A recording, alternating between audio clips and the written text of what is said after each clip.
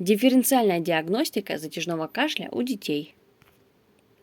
Любовь и кашель невозможно утаить. Джордж Герберт. Кашель является симптомом широкого круга заболевания. Он значительно снижает качество жизни пациентов и остается самой частой причиной для обращения за медицинской помощью к врачу первичного звена. Как показывает статистика, кашель чаще всего у детей вызван острыми респираторно-вирусными инфекциями. На втором месте стоит бронхит и бронхиальная астма. Третье место занимает грипп.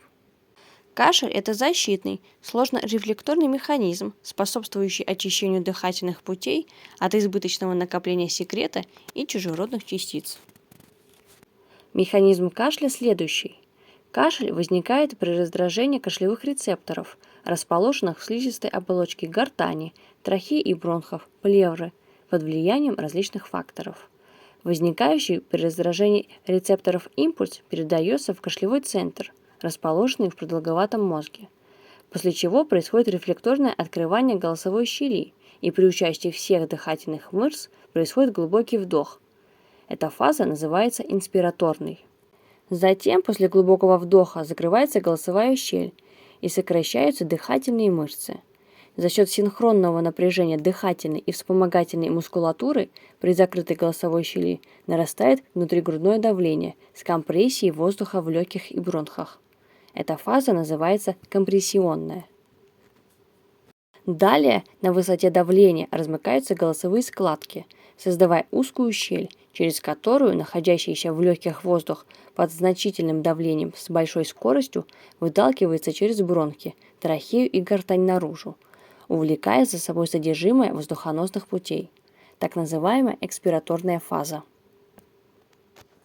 Наиболее важным критерием, позволяющим выделять основные причины кашля, является его длительность. В настоящее время принято выделять острый кашель с длительностью разрешения до 3 недель, подострый или затяжной кашель, который длится до 8 недель, и хронический кашель с длительностью разрешения более 8 недель.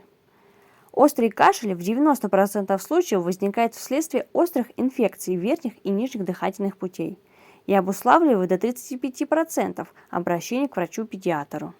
Причинами подострого затяжного кашля часто являются следствия перенесенной инфекции – вирусной, микоплазменной или хламидийной. Также причинами могут быть коклюш, сухой плеврит, острый обструктивный бронхит. Хронический кашель чаще всего возникает как симптом различных бронхолегочных заболеваний, такие как бронхиальная астма, хроническая обструктивная болезнь легких. Причиной также могут служить гастроэзофагеальная рефлюксная болезнь, синдром постназального затека и кашель при легочной форме муковисцидоза. Риносинусит – это собирательный термин, который включает в себя сочетание воспаления слизистой оболочки полости носа и околоносовых пазух. Пусковым моментом в развитии риносинусита обычно бывают вирусная инфекция или снижение целлюлярной активности слизистой оболочки. Вызванное вирусом воспаление вызывает отек и выделение большого количества слизи, которое затрудняет носовое дыхание.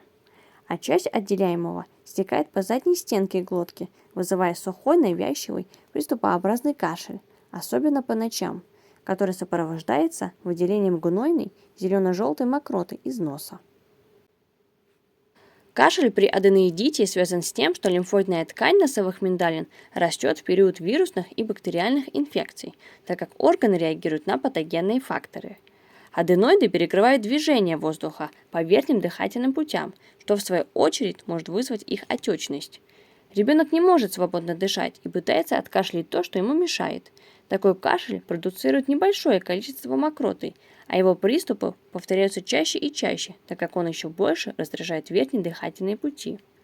Чаще всего симптом проявляется как раз ночью, в то время, когда ребенок находится в горизонтальном положении, что существенно мешает сну малыша.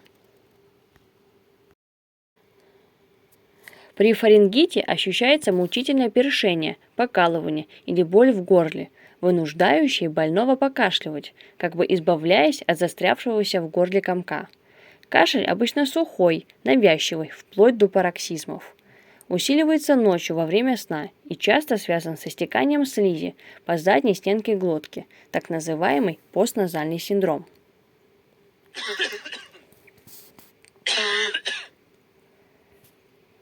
При коклюше у ребенка появляется приступообразный спазматический кашель, который состоит из нескольких скачков, так называемых судорожных свистящих вдохов, следующих друг за другом без остановки.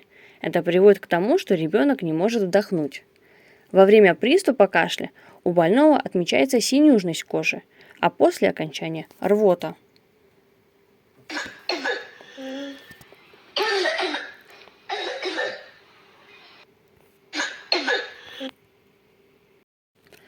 Микоплазменная пневмония – это атипичная легочная инфекция, возбудителем которой является микоплазма пневмония. Согласно результатам ряда исследований, развитие и распространение микоплазменной инфекции носит эпидемический характер. Наиболее яркими клиническими симптомами являются сухой, приступообразный интенсивный кашель, который появляется с первых дней болезней, сопровождается выделением незначительного количества вязкой слизистой мокроты. Также нередко больные жалуются на боль за грудиной во время кашля и рвот в конце приступа.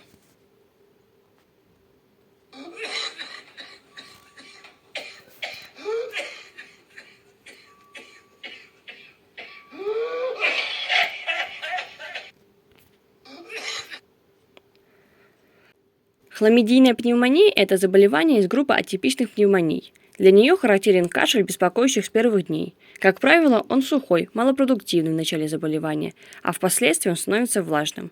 Отделяемая мокрота скудная, вязкая. Кашель может сопровождаться спазматическими, коклюшеподобными болями, заканчиваться рвотой, но без реприз.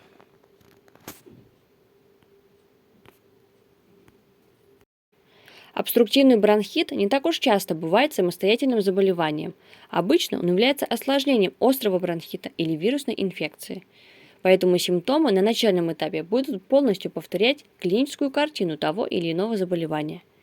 Кашель появляется почти сразу с началом респираторных проявлений, и первые дни носит характер сухого и лающего. Его интенсивность в ночное время заметно увеличивается. Через несколько дней сухой кашель превращается в продуктивный, влажный, сопровождающийся отхаркиванием мокроты. Для обструктивного бронхита типичен удлиненный свистящий выдох и сухие музыкальные хрипы, слышимые на расстоянии.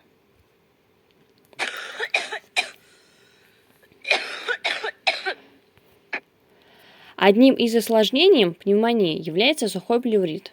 Сухой плеврит – это реактивное воспаление париетальной и висцеральной плевры с выпадением фибрина на ее поверхность.